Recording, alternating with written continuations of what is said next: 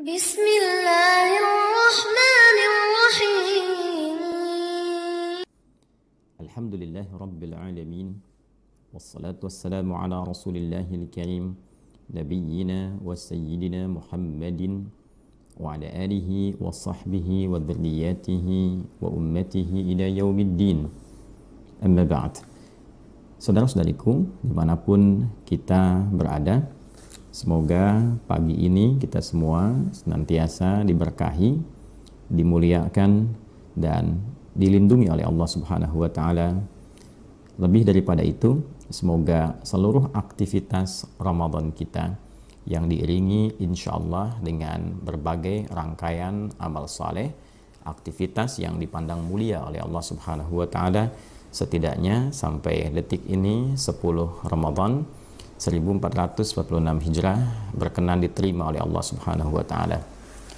Kita memiliki harapan yang tinggi di sela-sela kehidupan kita menjalani aktivitas Ramadan ini, siang dan malam ada bagian yang tentunya kita harapkan betul menjadi istimewa dalam kehidupan kita, yaitu terkabulnya doa-doa yang kita panjatkan.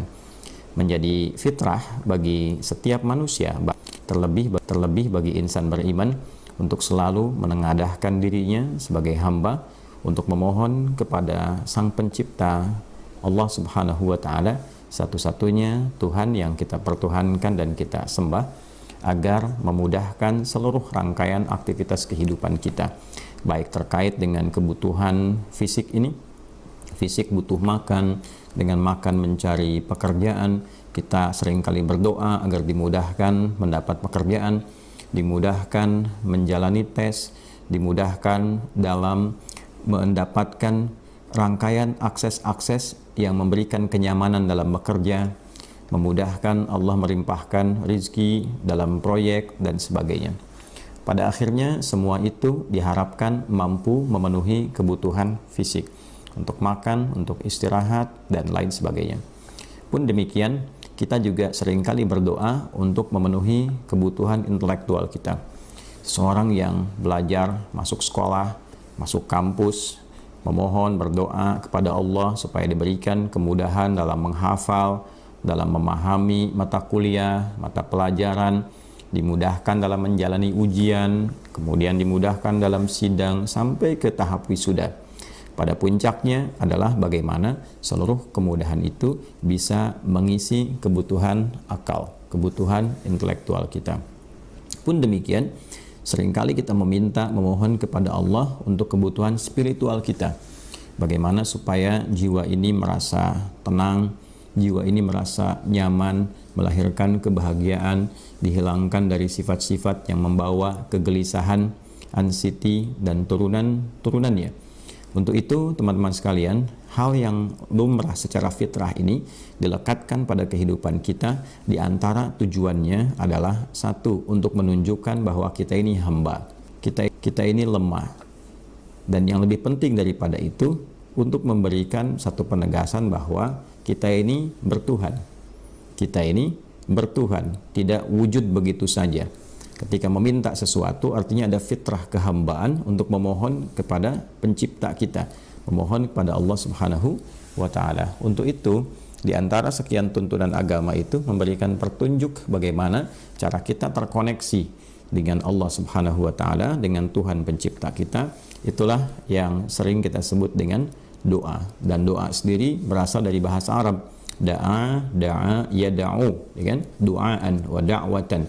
Jadi memohon, menyeru, pada puncaknya mengoneksikan kehambaan kita dengan Sang Pencipta, Khalik Allah Subhanahu wa Ta'ala, untuk menunjukkan kita ini bertuhan, kita ini lemah, kita ini butuh, dan kita akan kembali kepada yang menciptakan kita.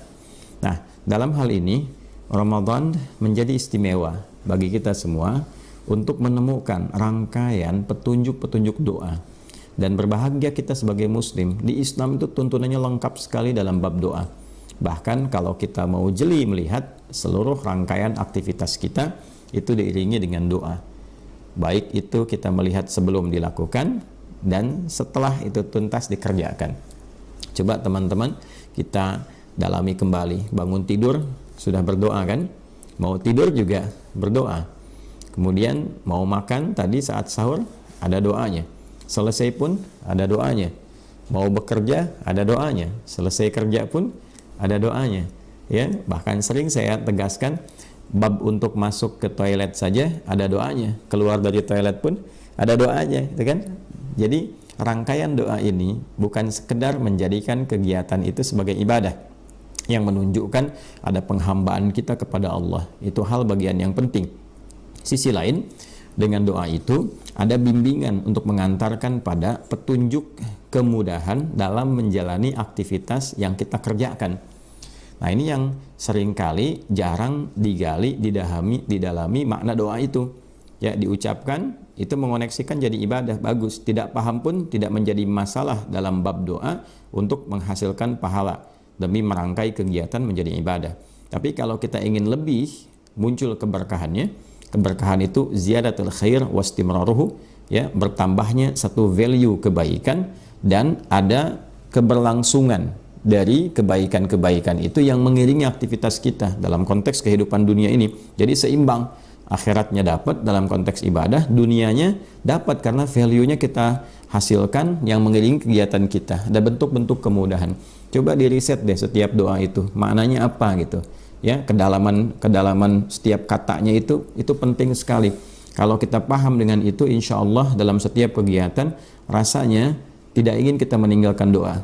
Rasanya tidak ingin meninggalkan doa. Nah, di Al-Quran ini lengkap sekali dari berbagai tema kehidupan. Doa dari mulai dijelaskan oleh Nabi, ya, dari saat bangun tidur itu yang kita baca alhamdulillahilladzi ahyana ba'dama amatana wa ilaihin nusyur, itu kan diiringi dalam hadisnya.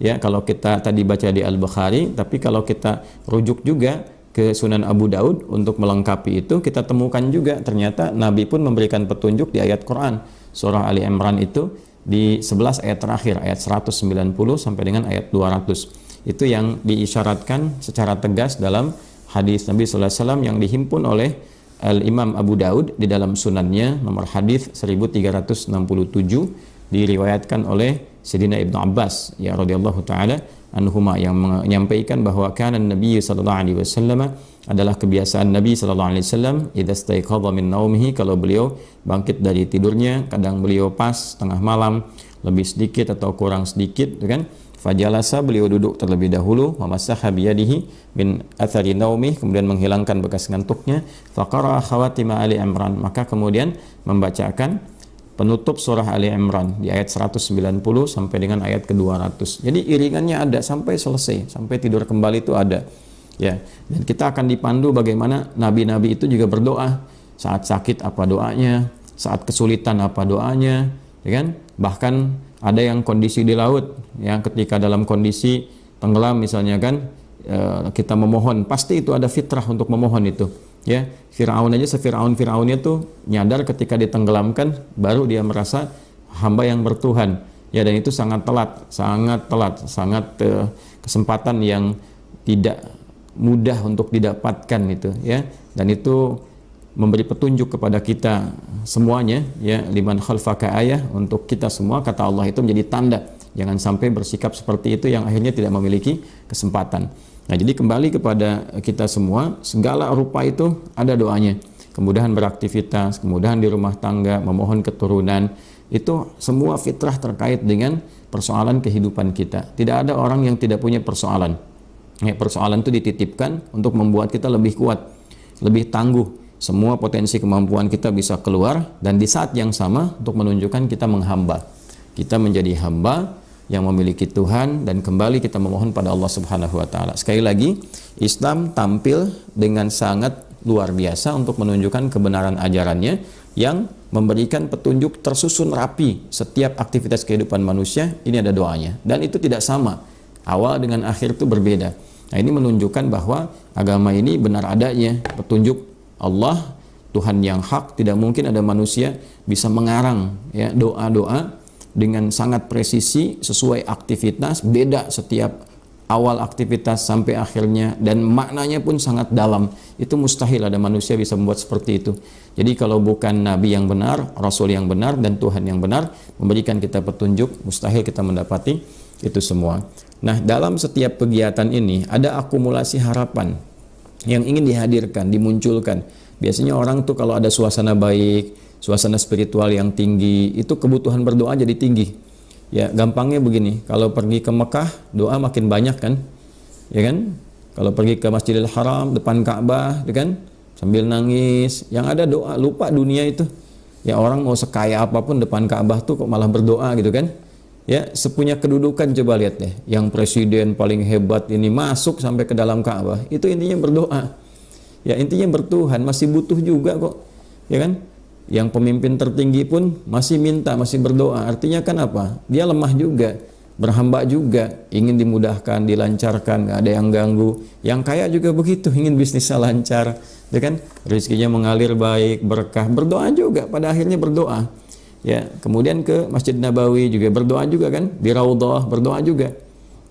Jadi intinya setiap kita mendapati satu tempat yang mengandung nilai spiritual tinggi, kecenderungan itu ingin berdoa, ke masjid berdoa. Nah, pun demikian ketika kita menemukan waktu dengan nilai spiritual yang tinggi, itu juga membawa kita untuk senantiasa aktif berdoa. Nah, dikumpulkanlah teman-teman sekalian semua karakteristik dengan value yang terbaik itu pada satu bulan namanya Ramadan. Untuk itu di rangkaian ayat Ramadan yang pernah saya ulas di kesempatan sebelumnya, dari ayat 183 di surah Al-Baqarah sampai dengan ayat 187, 183 sampai 187 itu rangkaian tentang ayat-ayat Ramadan. Saya pernah menuliskan buku tentang ini, membahas kedalaman maknanya dan diberi judul Makna Ayat Puasa. Itu teman-teman bisa kaji secara mendalam di situ, ya. Di ayat 186 khusus ayat 186 dalam rangkaian 183 sampai 187 di ayat 186 di halaman 28 di mushaf paling kiri sebelah bawah kalau kita mau cepat dapatkan aksesnya. Itu ayat spesifik membawa kita pada kondisi spiritual yang kokoh untuk berdoa. Ya, itu fitrah itu. Setelah dijelaskan 183 kewajiban puasa, itu kan, tujuannya apa, 184 toleransi bagi orang sakit, kalau merasa sakit apa yang harus dilakukan, kalau dalam perjalanan yang tidak memungkinkan puasa apa yang harus dikerjakan, kalau harus berbuka apa yang bisa digantikan untuk mendapatkan kualitas yang serupa, kemudian aktivitasnya apa aja yang harus bisa dikerjakan selama Ramadan supaya nggak bingung, kurikulumnya apa, gitu kan, sampai kita ke ujung Idul Fitri itu. Kalau ada kasus-kasus tertentu di rumah tangga terkait dengan kehidupan Ramadan, bagaimana mengatasinya, gitu kan? Nah, terus bab sahur, bab makan, ya sampai dengan berbuka seperti apa. Di sela-sela itu 186-nya adalah ayat tentang doa. A'udzubillahi minasyaitonirrajim. Bismillahirrahmanirrahim. Wa idza sa'alaka 'ibadi 'anni fa inni qarib. Ujibu da'watad da'i idza da'an. Falyastajibu li wal yu'minu bi la'allahum yarshudun. Ya kan?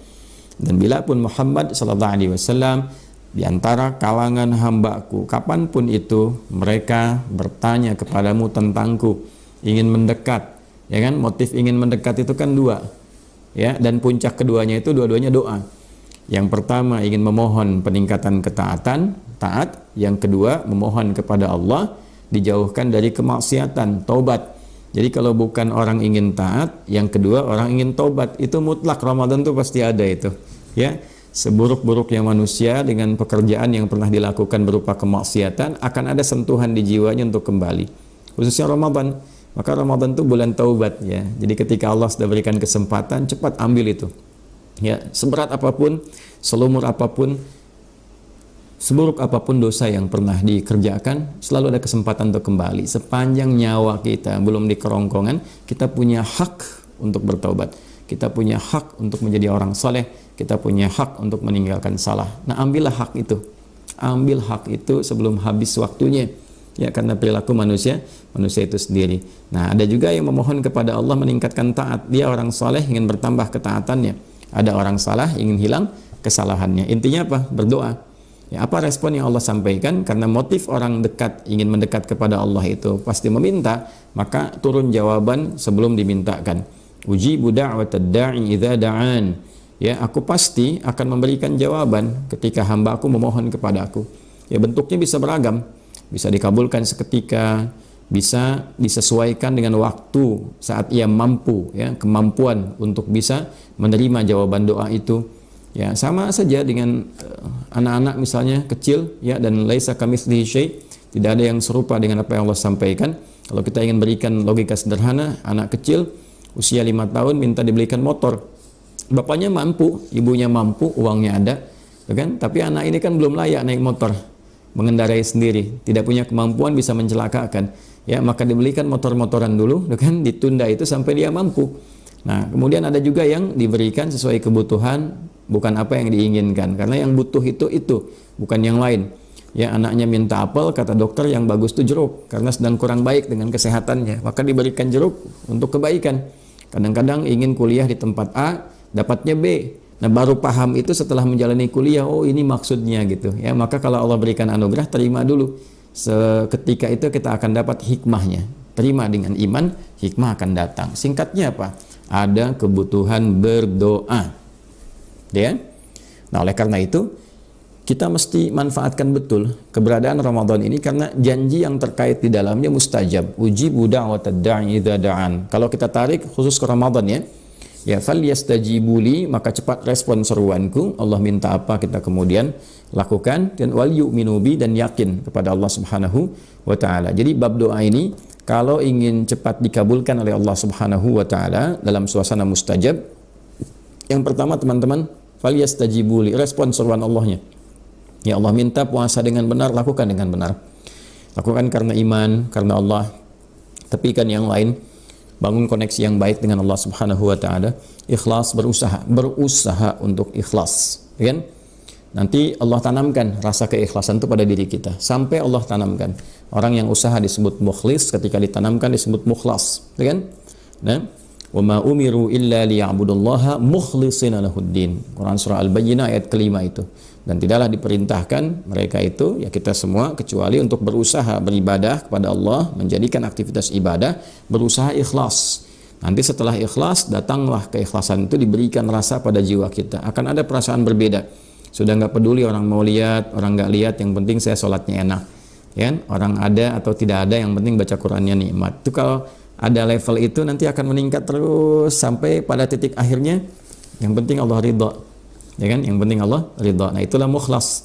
Ya illa ibadaka minhumul mukhlasin. Quran surah 15 ayat 40 contohnya. Jadi ada keikhlasan yang ditanamkan pada jiwa. Nah, kalau sudah kita biasa merespon itu, ya Allah panggil kita datang. Nah, maka saat kita memanggil pun, memohon pun kepada Allah, itu pengabulannya akan cepat.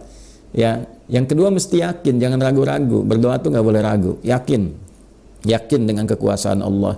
Ya, jangan menyoal, karena ketika Allah berikan, itu tadi sifatnya kan 3. Bisa langsung dikabulkan ketika kita punya kemampuan yang baik, ya. Maslahatnya langsung dengan kita, langsung diberikan. Minta A, langsung terkabul. Minta kuliah di kampus A, langsung lulus gitu kan. Kadang-kadang malah nggak ikut ujian. Dulu ada PMDK gitu kan, belum ikut ujian namanya udah terpanggil.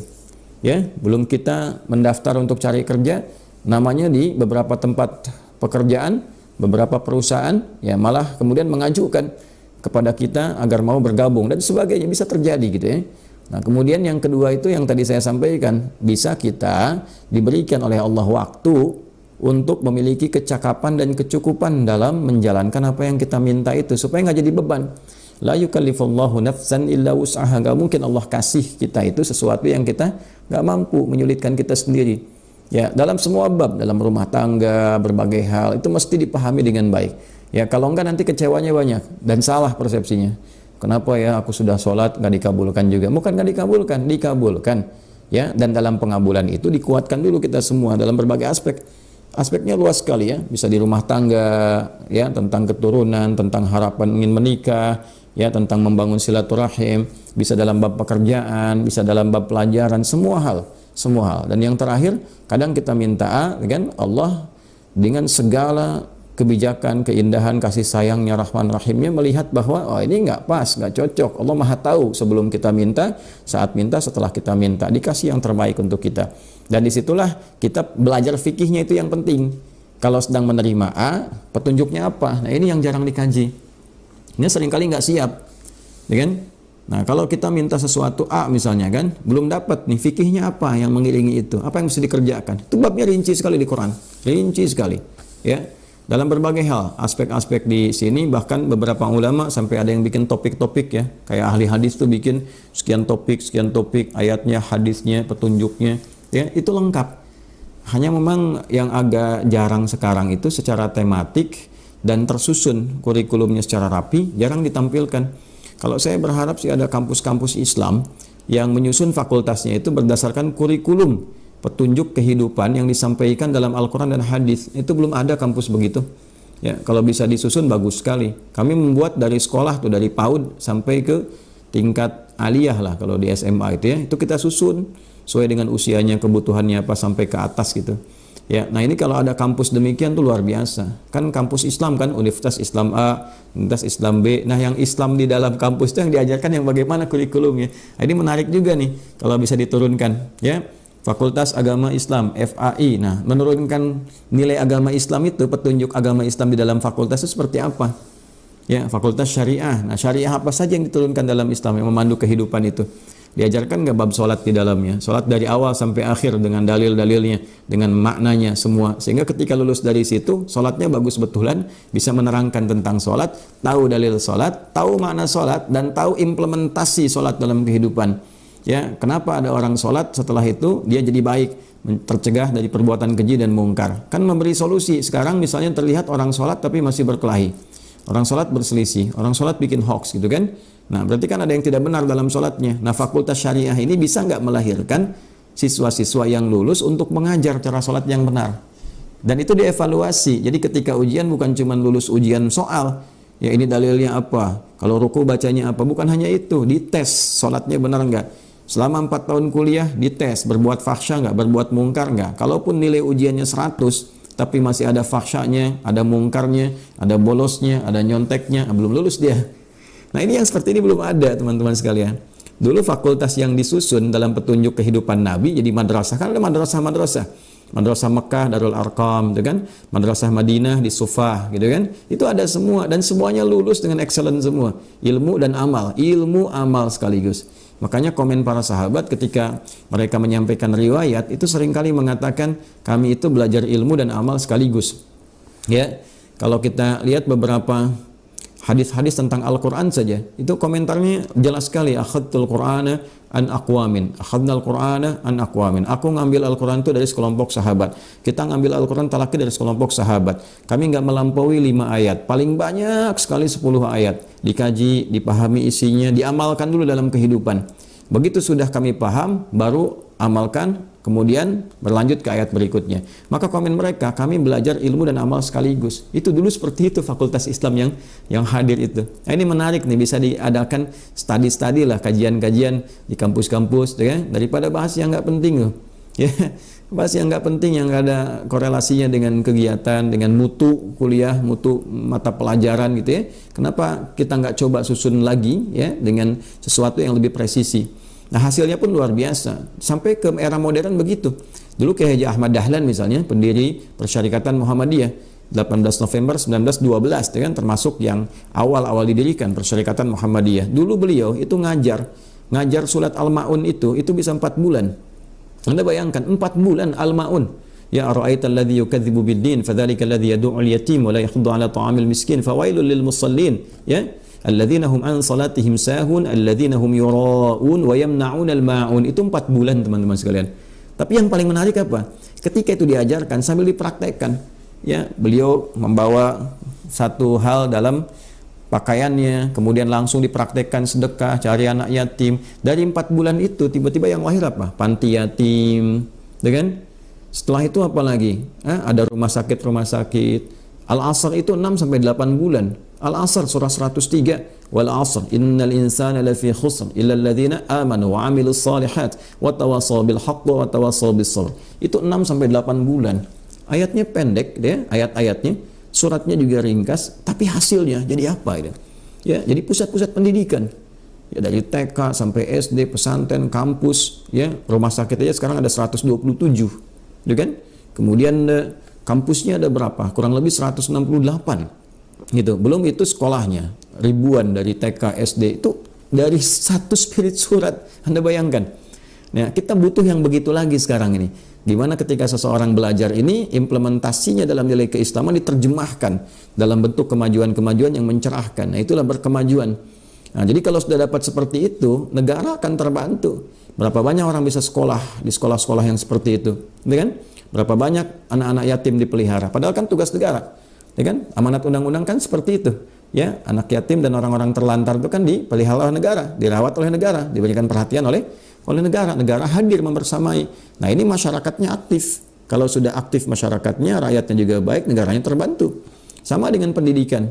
Kan pendidikan juga bagian dari kewajiban negara untuk rakyatnya. Tapi ketika itu bisa diwujudkan, nilai keislaman itu diimplementasikan dengan baik, negara setidaknya pasti akan merasakan manfaatnya, terbantu. Karena itu nggak mungkin ajaran Islam bertentangan dengan ajaran-ajaran yang ada dalam kehidupan kita dalam konteks kenegaraan. Jadi nggak mungkin ada undang-undang di negara ini, aturan yang bertentangan dengan agama itu nggak mungkin, terutama Islam. Ya, yang ada itu kalau dibentur-benturkan aja, orang iseng-iseng pengen ngebenturkan, gitu kan? Ya, bikin konten macam-macam dan sebagainya. Tapi pada hakikatnya nggak ada. Yang merumuskan Pancasila aja kan banyak kalangan ulama di situ. Ya, dan banyak juga tokoh-tokoh yang kemudian kakek buyutnya mendirikan persyarikatan. Ya, di sana ada Kiai Haji Agus Salim, Ki Bagus Hadikusumo, kemudian ada Kiai Haji Wahid Hashim yang ke atasnya mereka ya semuanya keturunan ke atasnya itu adalah rata-rata pendiri di ormas kita. Jadi saya kalau mau balik ke sini teman-teman sekalian, aktivitas kita hendaknya dalam Ramadan ini bisa dioptimalkan juga dengan doa, dengan pendekatan yang tadi kita harus sampaikan. Harus ada keyakinan, harus ada optimisme dalam berdoa itu. Nah, kemudian yang terakhir babnya susun yang rapi, ya supaya nggak bingung kalau mau minta apa. Ya, keinginan kita tuh apa gitu. Kan Ramadan ini terbentang selama sebulan. Ini sudah hari ke-10. Ya, sudah berapa permintaan nih kita uraikan. Ya, tidak menjadi aib kok kalau dicatat 1, 2, 3, 4 aspek dunia sampai akhirat. Terjemahkan Rabbana atina fid dunya hasanahnya dalam kehidupan kita itu hariannya ngerjakan apa. Misal di rumah tangga nih apa babnya yang sering berdoa. Hadirkan sampai khusyuk betul. Siang malam minta. Sehari itu aja mintanya. Malam saat tarawih, tahajud, baca Al-Quran, siangnya saat puasa. Ya, masa kita minta berkali-kali Allah nggak kabulkan, kan mustahil. Ya, pasti dikabulkan. Dan cara pengabulannya tadi seperti yang disampaikan di awal. Tinggal nanti saat kita menyampaikan itu belajar fikihnya. Kalau dapat langsung mensyukuri itu semua, bentuk syukurnya nanti bagaimana? Ya kan? Kalau disesuaikan dengan waktu kita siap, kita belajar fikihnya, bagaimana sambil menyelaraskan waktu menunggu itu, kan? Kalaupun kemudian ada kondisi yang tidak memungkinkan, belajar fikihnya supaya paham ketika Allah mengalihkan pada amalan lain, kita mengerti, oh ini maksudnya. Sehingga semua itu dinikmati dengan syukur. Kan cuma menunggu aja sampai meninggal, kembali kepada Allah, sukses kita insya Allah. Nah, hari kedua minta apa? Ya, setelah bab rumah tangga misalnya hari kedua babnya dalam pekerjaan, minta apakah dimudahkan, keberkahan, semangat, kan?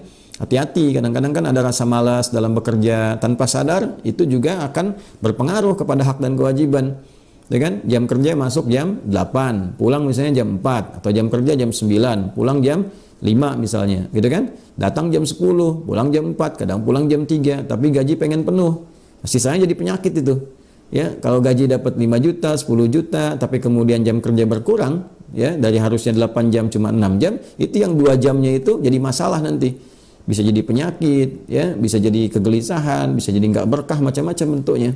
Nah, hal semacam ini yang kadang-kadang jarang hadir dalam kehidupan kita itu. Nanti ujung-ujungnya ya sakit atau ada musibah, nah keluar biayanya segitu juga tuh. Kalau nggak percaya coba deh dicek aja, segitu juga. Ya, dapat dengan cara yang tidak benar, ya keluar pun dengan cara penyakit atau dengan cara musibah.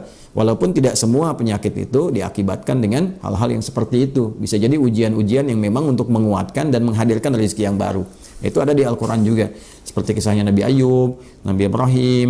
Ya, ketika Nabi Ibrahim sakit di surat Asy-Syu'ara itu ayat 80 kan jelas, wa idza maridtu fahuwa yashfin, kalau aku sakit pasti Allah sembuhkan. Nah, ternyata sakit yang diujikan itu adalah untuk membangun optimisme, membangun kekuatan, jadi lebih kuat lagi dari sebelumnya. Ya, kan ada anak-anak tuh kalau sakit kan ya tidak harus mereka salah, tapi ternyata kan ya untuk distimulus semua organnya itu supaya lebih kuat lagi karena melampaui aktivitas sebelumnya. Akhirnya kan demam, ya kan? Kan di orang tua kita viral dari sejak dulu, rumusnya gampang. Kalau anak-anak kecil demam yang biasa yang kita lihat standar, kan yang dikasih ASI kuat lagi, itu kan sakitnya sakit untuk menguatkan organ. Ya, orang tua kita selalu bilang ini mau pinter, gitu kan. Nah, tapi ada kondisi tertentu yang memang di luar batas itu. Memang harus berobat. Ini hikmahnya apa? Ya, hikmahnya nanti untuk menyinergikan dengan profesi-profesi di kedokteran. Ya, maka dari itu dokter pun nggak boleh menjadikan pasien sebagai objek medis untuk kepentingan-kepentingan duniawi. Dosanya besar sekali itu. Ya, saya sering ingatkan tuh, hati-hati ya. Kalau memang obatnya itu simple, murah, gitu kan? Nah, berikan itu dan nambah pengetahuan baru, itu bersyukur sekali, gitu kan? Sudah kuliah, selesai kedokteran, masuk rumah sakit, ya untuk jadi dokter yang baik, datang pasien kan ilmunya dipraktekkan. Jadi dia tahu bahwa yang dipelajari selama ini benar. Itu kan anugerah, nanti meningkat lagi.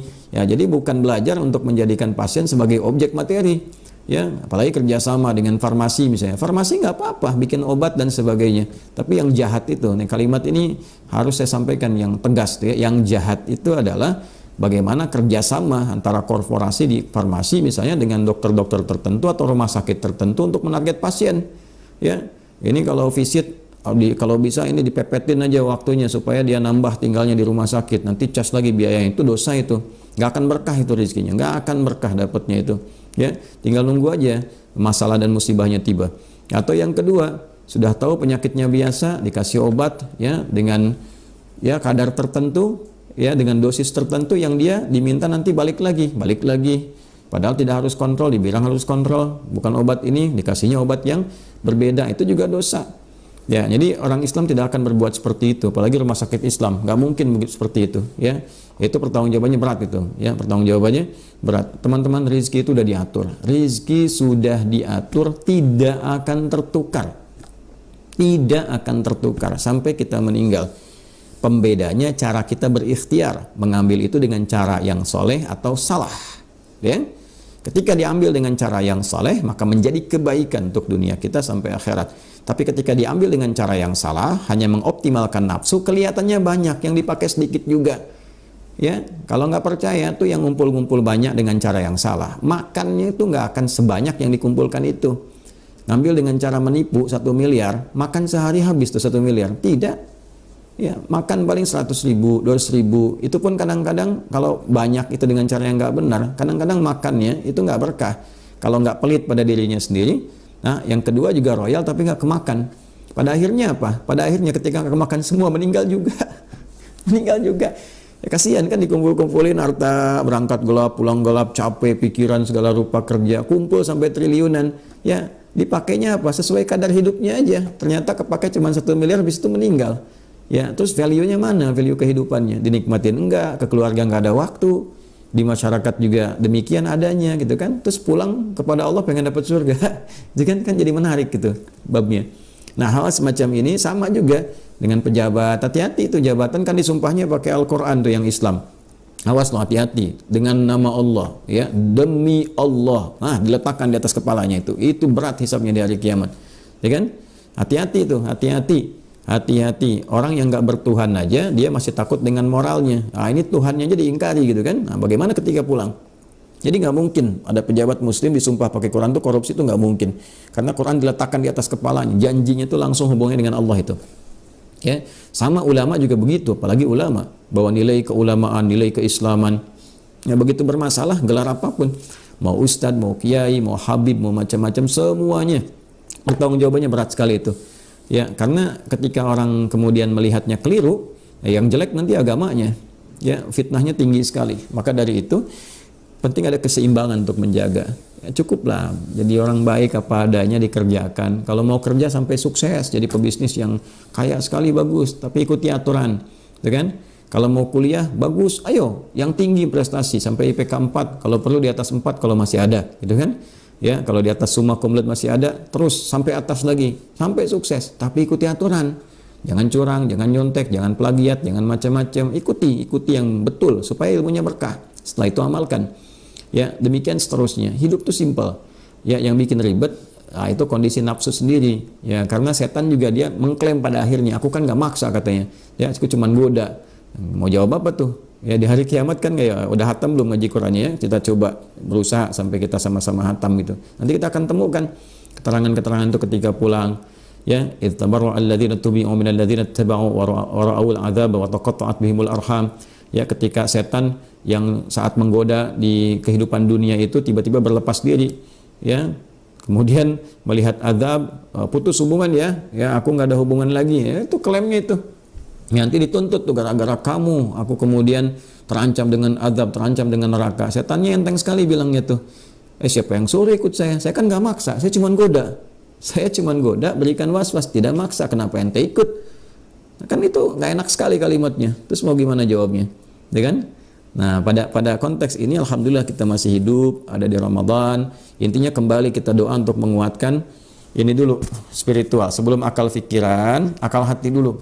Ya, mesti sehat hatinya dulu. Kalau akal pikiran sehat, akal sehat tapi jiwa nggak sehat, bermasalah. Karena akal itu hanya mengkonstruksikan semua instruksi yang datang dari jiwa. Perintahnya di sini, konstruksinya di sini. Kenapa mesti pintar ini akalnya? Kenapa mesti banyak baca, banyak belajar? Supaya mudah menerjemahkan perintah dalam hati dieksekusi oleh fisik, supaya ringan fisik kerjanya.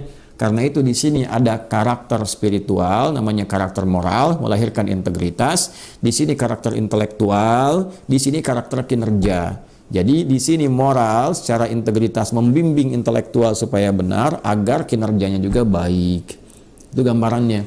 Nah, kembali ke bab doa, semua aspek ini butuh motivasi, kekuatan dalam diri. Doa lah. Ramadan rinci oleh kita. Hari pertama apa, kedua apa, ketiga apa, supaya nggak bingung.